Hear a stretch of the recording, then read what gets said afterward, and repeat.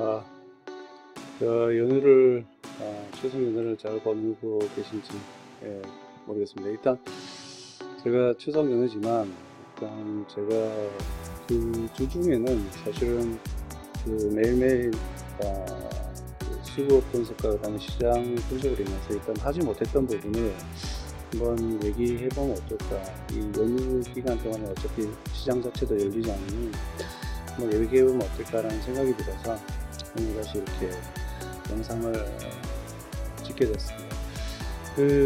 이제 지금 보시는 이 화면은 제가 이제 맨날 그 수급이 이제 올라올 때마다 이제 시장이 끝나고 나면 이제 그 수급을 바탕으로 관심 종목이라든지 수급이 좋아지고 있다든지 아니면 좀 더 관심을 가지고 봐야 될 부분들에 대해서 우리가 같이 보게 됐는데, 그 관심 종목들을 그러면 향후 정말 투자와 연계해서 어떻게 가야 되는지에 대해서 좀 분명하게 좀 얘기를 한 번쯤은 얘기를 해 볼 필요가 있다라는 생각이 들어서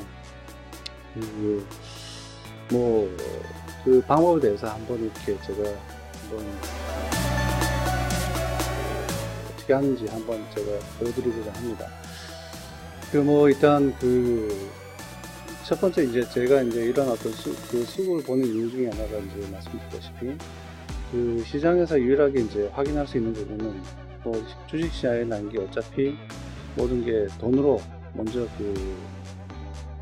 그게 외국인이 됐든 아니면 어떤 기관이 됐든 아니면 개인이 됐든 이 모든 것이 사실은 어떻게 보면은 돈에 관련돼서 일단 전의 흐름이 이 전의 흐름이 사실은 그 주가에 해당 기업에 대한 어떤 가치를 만들게 되고, 어떤 해당 기업에 대한 어떤 본질적인 가치는 또 따로 있지만, 이게 기업 가치라고 할 수 있겠지만, 그 기업 가치 외에 또 그 시장에서 인정해주는, 예를 들면 좀 많은 앞으로의 비즈니스라든지 여러 가지 어떤 상황을 고려해 봤을 때 가치가 있다 생각하면 사실은 그보다 더 높은 가격에 그 기업의 주식을 이제 매수를 하게 되는 거죠. 물론 일단 매수세가 많다 보면 그 기업에 대한 어떤 주식 가치는 사실 자연스럽게 수요와 공급의 법칙에 의해서 사실은 자연스럽게 이렇게 우상향하게 되는 어떤 그런 상황이고요. 근데 이런 어떤 우상향하게 되는 이 기업 가치가 꾸준하게 유지되려면 사실은 어떤 테마나 아니면 어떤 그냥 일회성 어떤 그런 이벤트로 이렇게 발생되는 것이 아니라, 이 가치가 꾸준하게 우상향되려면 사실은 비즈니스 자체도, 섹터도 좋아야 되고, 그 다음에 그 해당 기업에 대한 비즈니스 모델이나 아니면 상품들, 가치들, 그런 서비스들, 이런 부분들이 사실은 어떤 꾸준한 가치를 창출해낼 수 있다. 그 다음에 꾸준한 그 외로 일단 시장 자체를 넓혀갈 수 있다. 이런 어떤 여러 가지 평가들이 일어날 때 그 가치가 우상향할 수 있는 어떤 그런 상황을 이제 만들어낸다고 보는데, 자, 그러면 지금 여기에서 지금 이제 우리가 유일하게 시장에서 볼 수 있는 부분이 사실은 어떻게 보면 이런 어떤 전의 흐름, 수급에 대한 흐름이고, 그 다음에 그 돈에 대한 규모, 얼마만큼 들어갔고 얼마만큼 빠져나가는지, 그 다음에 누가 그걸 매수 주체로 하고 있는지, 이런 부분이 이제 사실은 시장에 알려진 어떤 데이터니까 제가 그걸 가지고 이 관심 종목을 뽑게 되고, 그 다음에 그에 대해서 이제 이런 관심 종목에 대해서 이제 제가 말씀드리는 부분은, 이 관심 종목이라 하더라도, 수급이 좋다 하더라도 그 기업 가치에 대한 정확한 평가, 정확한 평가라고 하기는 좀 그렇지만 어느 정도의 평가가 이루어지고 나서, 그러면 내가 보기에는 이 기업이 향후에 더 좋을 것 같다 해서 그 평가를 해봄으로 인해서 내가 확신이 생기면 사실 그 기업에다가 투자를 하게 되는 거잖아요.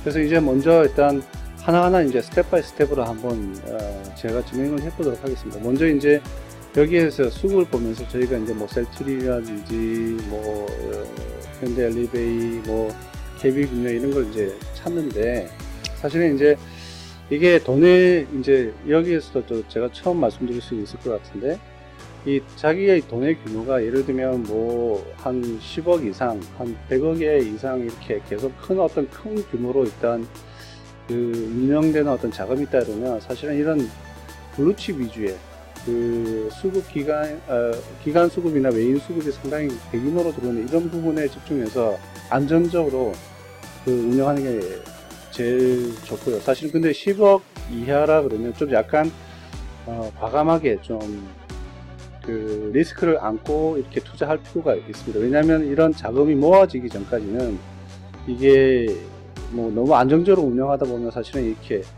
그 자신이 원하는 어떤 그런 목표에게 충분히 다다를 수 없고 거의 뭐 시간이 많이 걸릴 수밖에 없거든요. 근데 그걸 어느 정도 리스크를 가지고 이렇게 그 간다면 사실 이런 자기 목표를 분명히 이룰 수 있습니다. 근데 이제 1억 이하의 어떤 돈을 가지고 계신 분들은 사실은 1억을 만드는 데 있어서 이 부분이 제일 중요합니다. 만들 때까지는 사실은 투자와 동시에 좀 안정적인 투자와 동시에 그 자신만의 적금이나 아니면 어떤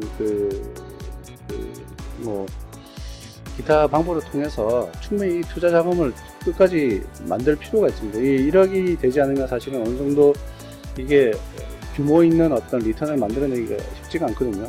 그래서 이걸 항상 마음에 두고 있어야 될 것 같아요. 1억 이하는 좀 내가 투자는 좀 하지만 그렇게 위험하게 운영하기보다는 좀 안정적으로 하면서 동시에 계속 내가 그 시드머니를 계속 이렇게 투입하는 어떤 그런 현상이 돼야 될 것 같고요. 그 다음에 1억 이상 10억 같은 경우에는 어느 정도 리스크를 가지고 좀, 왜냐하면 이 돈을 모으면서 투자한 경험이 좀 있을 거 아닙니까? 그러면 그 경험을 바탕으로 좀 어느 정도 그 모델이나 아니면 그 공부한 것과 그 다음에 경험들 바탕으로 이 10억에서 좀 그걸 활용해서 돈을 불려나가는 어떤 그런 그 단계가 되어야 되겠죠. 그리고 10억 이상 되면 사실은 이때 쓰던 어떤 그 1억에서 10억 가까이 그 돈을 불리면서 썼던 어떤 모델을 좀 더 수정해서 좀 더 안정적으로 운영될 수 있는, 포트폴리오도 좀 더 안정적으로 운영될 수 있는 그런 어떤 단계로 넘어가는 거죠. 그래서 이런 지금 현재 이런 블루칩들 같은 경우에는 사실은 좀 자본 규모가 큰데가 좀 중점적으로 해야 될 것 같고, 그래도 어느 정도 나는 좀 리스크를 가져가겠다 이러면 사실은 그리고 여러 가지를 좀 보면서 다른 걸 봐야 합니다. 근데 최근에 어차피 신라젠 같은 경우에는 좀 많이 어텐션을 받고 있기 때문에 신라젠이나 아니면 NC소프트 같은 경우에는 사실은 그 관심 정보로 충분히 선택될 수 있는 부분인데, 그러면 예를 들면 신라젠을 먼저 한번 제가 가지고 한번 논의를 해보겠습니다. 신라젠 같은 경우에는 지금 현재 이게 제약 바이오 쪽이다 보니까 사실은 그 기업 평가하기가 쉽지는 않습니다. 이 수급 자체로는 상당히 이렇게 좋아 보이고, 이번 뭐 일주일에 외인 같은 경우에는 500억, 580억 들어왔다면 이게 작은 돈이 아니거든요. 결코 작은 돈이 아닌데, 그리고 하루 만에 저번주 금요일 같은 마지막 장 있을 때 133억이 들어왔단 말입니다. 그러면 이게 작은 돈이 아닌데 이 돈이 들어왔다면 분명히 이 기업에 대한 어떤 평가가 분명히 있었을 테고 그 자금을 집행을 했을 거라고 생각이 들거든요. 하지만 지금 제가 이제 여기 다시 보여드리겠지만, 여기에서 지금 현재 그 순수히 재무제표만 이 기업을 한번 본다 그러면 어떻게 될까요? 사실 볼게요. 한번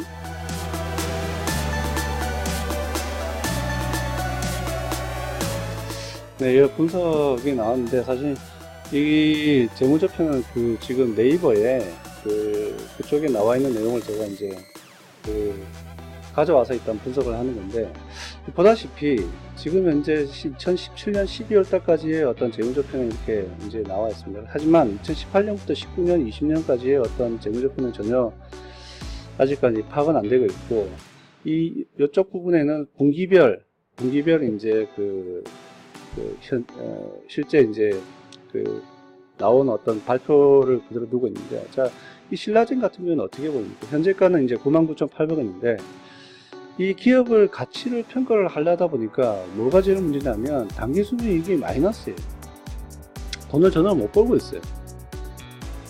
근데 이 기업을 사실은 이 단기 순이익이 없다고 해서 그럼 기업 가치가 없느냐 라고 판단하기에는 이게 뭔가 모순이 생긴다는 거죠. 그러면 이런 재무제표로 파악 안 되는데 왜 외국인들은 여기 저희가 봤다시피 왜 여기 외국인들은 이런 수급을 갖다 놓았을까요? 그걸 좀 더 디테일하게 한번 확인해 볼게요. 여기에 신라젠. 네, 이 신라젠에 대한 어떤 그 수급 분석을 한번 보다 보면 어때요? 여기 지난 2주간 외국인의 수급이 거의 1700억이 들어왔네요.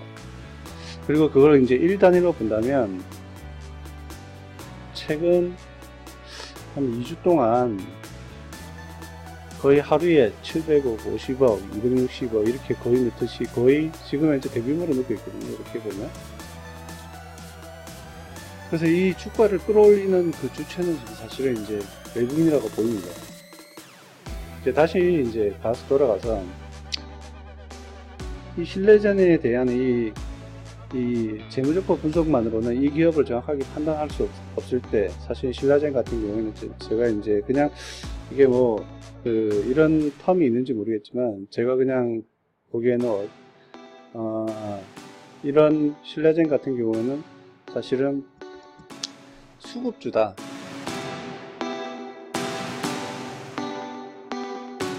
그러니까 수급을 바탕으로 이 회사에 대한 이 기업 그 주식에 대한 어떤 가치를 평가할 수밖에 없다라고 이제 제가 판단되어지고요. 그래서 그걸 바탕으로 이제 이런 어떤 미래 가치, 이 지금 이제 뭐 이 계산식 자체로는 전혀 뭐 계산을 할 수 없으니까 할 수 없지만 그 가치로 일단 투자를 해야 된다라고 이제 하게 되는 거고요.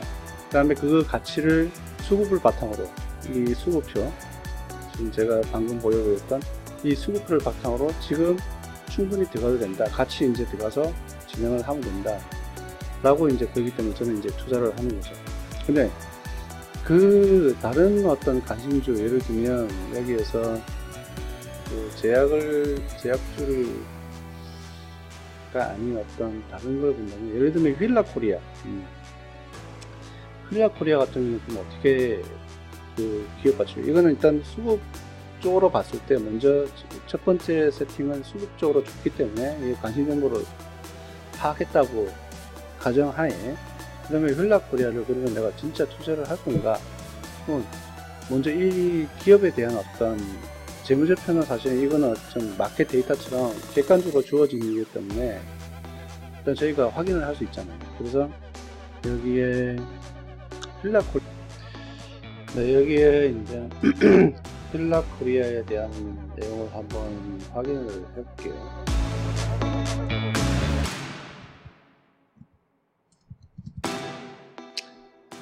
지금 여기 이제 보이다시피 일단 휠라코리아에 대한 어떤 재무적 자료에 의한, 데이터에 의한 어떤 분석이 완료가 됐는데, 현재 가격은 이제 41,750원이지만 일단 이 기관들이 프로젝션 한 2018년도, 2019년도, 2020년도의 어떤 그 예측치를 가지고 한번 이제 간단한 산술식에 의해서 일단 계산을 해보니 제 나름대로 일단 한 12만 6천원이 나온다는 어떤 결과가 나왔는데, 그 말은 현재의 가격보다 앞으로 한 3배 정도가 더 올라갈 수 있다라고 일단 이렇게 파악이 됩니다. 물론 이게 제약 부분하고 약간 다르게 이제 확실하게 보이듯이, 일단 먼저 이 매출액이 지난 가격뿐만 아니라 앞으로도 이렇게 계속 성장하는 것으로 이렇게 파악이 되고요. 영업이익도 일단 계속 이렇게 향후 엄청난 증가세, 특별히 이번 연도 같은 경우는 엄청난 증가세로 이렇게 간다라고 나오고요. 그 다음에 당기순이익 같은 경우에도 지금 현재 증가를 한다, 이렇게 되어 있습니다. 그래서 어느 정도 일단 이 기업은 그 기업 활동으로 통해서 일단 그 가치는 일단 계속 증대가 되고 있는 상태고, 추가적으로 이제 본다면 이 현금 흐름을 좀 봐야 됩니다. 이 기업이 어떤 기업 활동을 함에 있어서 어떤 그 캐시 흐름의 캐시플로우가 어떻게 되는지에 대한 어떤 감각을 가지고 있다면 이 회사가 지금 현재 어떻게 가고 있는지를 알 수가 있거든요. 그래서 영업 활동으로 보자 하니 지금 현재 꾸준하게 영업 활동으로 돈을 벌어오고 있고, 그다음 투자도 꾸준하게 하고 있습니다. 이게 아웃컴 캐시플로우가 아웃으로 된다는 거죠. 그 다음에 재무 활동으로도 계속 돈을 끌어오다가 또 이 갚아 나가는 어떤 그런 것도 있고, 그래서 이 전반적으로 보면 이 기업이 나쁘지가 않다. 그 다음에 여기 부채 비율 또한 그렇게 위험 수준까지는 아니더라도 좀 어차피 지금 보면은 점점 줄어드는 듯한 어떤 그런 안정적인 모습을 추가적으로 보여주고 있기 때문에 좋고, 그 다음에 이런 기업에 대한 ROE가 사실 이게 ROE의 판단이 지금 자기 자본에 대해서 일단 얼마만큼 이게 리턴이 있는지 이게 보이는 건데, 상당히 뭐 기대치보다 훨씬 더 많이 높죠. 그리고 EPS 같은 경우에는 계속 이렇게 증가를 하고, 모든 게 일단 지금은 이제 안정적이고 그 다음에 계속 성장 가도로 달린다 이렇게 보여집니다. 하지만 이런 어떤 그리고 또 마지막으로 이제 제가 고민해서 일단 생각해 본 부분이 뭐냐면, 이 재무제표를 분석함에 있어서 이 연간 대비 그 다음에 분기별로 또 비교해보면 또 의미가 있겠다라는 생각을 해보는데, 왜냐하면 이 연간 예상치는 사실은 연간 어떤 뭐 연말이 돼야지만 사실 이게 맞았는지 틀린지 일단 알 수 있는 부분이지만, 이 분기별로 나오는 거 예측치는 사실 이제 요번 9월달 지나고 나면 사실은 이게 2008년 19년도 이제 예측치가 이제 확정치가 되는 거죠. 그만큼 중간중간에 확인하면서 이게 어느 정도 이런 숫자들이 뭐랄까 좀 거의 한 90% 이상의 확률로 지금 맞아지고 있는 어떤 예측치가 될 거라는 거죠. 그래서 이런 예측치랑 연간 예측치랑 비교를 해봤을 때, 이 분기 대비 해봤을 때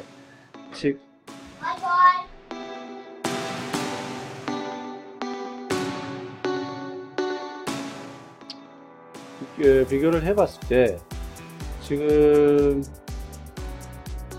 이 부분하고 그 다음에 여기에 이 연간 합의 차이가 서로 얼마만큼 나는지 이를 구분해 봄으로 인해서 이 연간 측정치가 분기별 측정치에 비해서 얼마나 갭이 있는지를 알아볼 수 있는데, 사실은 이건 지금 이 휠라코리아 같은 경우에는 오히려 여기 보다시피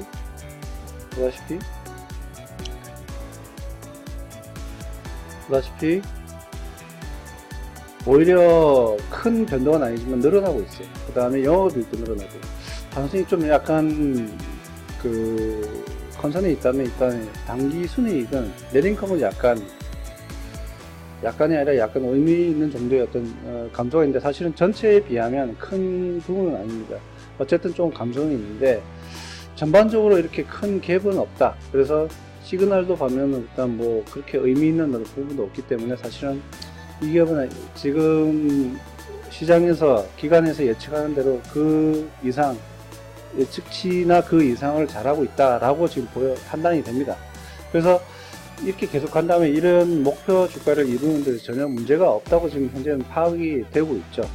그러면 내가 이 기업에 대해서 지금 현재 이제 구매를 해야 될 텐데, 언제 시점이 그럼 내가 이 기업을 사야 될까? 이제 그런 시점은 이제 어떤 차트를 보면서 사실 이걸 파악을 하는 수밖에 없습니다. 이 차트는 사실은 제일 쉽게 볼 수 있는 부분이 이게 나와 있지만 이 휠라코리아인데, 이 단기적으로 보면은 지금 어떻습니까? 이제 제일 먼저 눈에 띄는 게 지금 이 한 20일간 이렇게 박스권에 같이 있고, 그 다음에 이 박스권은 지난 고점을 충분히 통과한 이후에 어떤 조정의 모습을 보이고 있습니다. 하여튼 이 박스 기간 동안에 어떤 특이할 만한 어떤 거래량이 나오지는 않았고, 외국인도 팔지도 않고, 이건 지금 현재 뭔가 향후 상승을 위한 어떤 그런 기다림이 아닐까라는 생각이 들긴 드는데, 뭐 그건 누구나 확신을 할 수 없는 거죠. 기술적 분석으로 그걸 확인할 수 있다 그러면 사실 그 사람은 뭐 돈을 많이 벌었겠죠. 근데 지금으로 봐서는 일단 떨어질 확률보다 올라갈 확률이 더 많은 듯한 어떤 그런 파악이 되고, 그 다음에 주봉으로 본다면 더 확실한데, 주봉으로 이제 이렇게 보다 보니까 보다시피 이게 쫙 이렇게 올라가죠. 올라갈 때 거래량도 동반을 하면서 같이 올라오고, 그 주도 세력은 외인이었다, 이렇게 파악이 되죠. 그리고 이제 대단한 지표는 아니지만 MACD, 그러니까 컨버전스 다이버전스를 봤을 때 지금 이제 이 컨버전스 다이버전스가 상승을 의미하는 그런 모멘텀을 계속 유지하고 있다. 사실 이건 모멘텀 지표다 보니까 계속 가는 거죠. 그러니까 상승은 안쪽까지 계속 될 것 같다라고 한다 그러면, 이 박스에서 움직일 때 저가에서 잡아서 계속 간다면, 뭐 이 기업에 대해서 지금 이 성장은 126,000원까지 갈지 안 갈지도 모르겠지만, 이 상승 여력이 안쪽에 있기 때문에 분명히 간다고 보고 같이 들어가는 거죠. 그 분할 매수를 통해서 그렇게 함으로써 갈 수 있는 거고, 그 다음에 아까 그 추가적으로 본 것 중에 저희가 이제 추가적으로 본다 그러면, 아까 들라 코리아 본다 그러면 이렇게 이제 수급이 좋다, 수급 시그널 좋다라고 이렇게까지 주고, 그 다음에 매수 시그널을 이렇게 두 번씩이나 이렇게 3주간에도 나왔기 때문에 충분히 이거는 지금 같이 들어가도 큰 위험성이 많이 줄어들었다, 이렇게 파악이 됩니다. 그래서 이제 저는 이제 이런 어떤 그 세 가지 단계, 그래서 다시 한번 정리를 해보면, 여기에 이제 이 기업을 보면서 다시 정리를 해보면, 첫 번째 제가 주로 이제 하고 있는 게, 첫 번째는 그 마켓 데이터, 수급 데이터를 통해서 관심 종목을 일단 뽑게 되고, 그게 이제 여러 개 나오는 거죠. 나오는 것 중에, 그 다음에 그 뽑은 종목 중에서 그러면 이게 수급주인가 아니면 어느 정도 기업 평가가 가능한, 이렇게 데이터가 어느 정도 주어진 그런 기업 데이터를 통해서 일단 평가가 가능한 부분인가 라고 구분했을 때, 수급만으로만 밖에 파악이 안 되는 신라젠 같은 경우에는 수급을 정확하게 보고 좀 더 디테일하게 보고 매수 매도로 들어가야 되고, 이런 어떤 어느 정도 기업 평가가 되어 있고, 그 다음에 앞에 프로젝션도 나와 있다 그러면 그걸 바탕으로 한번 적정 예측가를 한번 계산을 해보는 거죠. 해봐서 지금 현재 그 차트를 통해서 보다 보니까 지금 현재 위치가 이 정도 있는데, 내가 생각하는 거는 이 정도 가격이다 했을 때 안주가가 이만큼 그게 올라갈 여력이 있다면 같이 분할 매수를 하면서, 이게 뭐 가면서 이렇게 갈지 아니면 이렇게 바로 올라갈지 아니면 뭐 이렇게 갔다가 이렇게 올라갈지 아무도 모르거든요. 그래서 분할 매수를 하면서 같이 따라가 주는 거죠. 그러면 그렇게 하다 보면 이 기업이 계속, 이 예측가는 현재지만 이게 또 미래에는 더 큰 금액으로 바뀔 수도 있기 때문에, 바뀌었다면 더 계속 유지를 하고 있는 거죠. 그래서 이게 이렇게 같이 가다 보면 사실은 단기 트레이딩 자체를 바라보기보다는 그 중장기 투자를 통해서 100%에서 적어도 100%에서 200%, 300%까지 이렇게 같이 수익을 얻을 수 있는 그런 게 충분히 가능하다는 말씀이시죠. 예. 그리고 이제 이렇게 이제 평가를 통해서 하고, 그 다음에 마지막으로 그 차트나 기술적 분석을 통해서 매수 매도 시점을 또 파악하게 되는 거죠. 이런 것도 어느 정도 필요합니다. 그래서 이게 모든 게 종합적으로 이루어졌을 때, 내가 안심하고 끝까지 가져갈 수 있는 어떤 그런 강단도 생기고, 그 다음에 누가 뭐라 해도 내가 가져가겠다, 아니면 포기하겠다, 뭐 이런 게 팔겠다, 뭐 이런 게 이제 되는 거죠. 그래서 시장의 모든 종목이 관심 종목이 아닌가, 그 중에 골라진 것 중에서 기업이 괜찮고, 그 다음에 기술적으로 괜찮다면 그 모든 파악 이후에 선택을 해서 투자를 한다. 투자도 분할 매도를 통해서 하게 된다. 이렇게 하다 보면 충분히 높은 수익률을 얻을 수 있지 않을까 라고 생각을 합니다.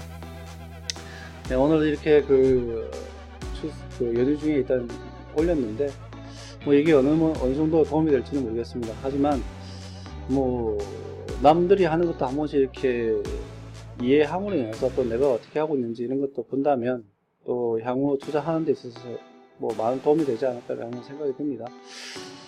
예, 어느 정도 도움이 되셨으면 좋겠고, 또 가능하면 또 이런 어떤 특별한 케이스를 가지고 이렇게 한 번씩 특강 비슷하게 하는 것도 고려를 한번 해봐야 되겠다는 생각이 드네요. 예, 또 남은 연휴도 잘 보내시고 또 다음에 뵙겠습니다. 감사합니다.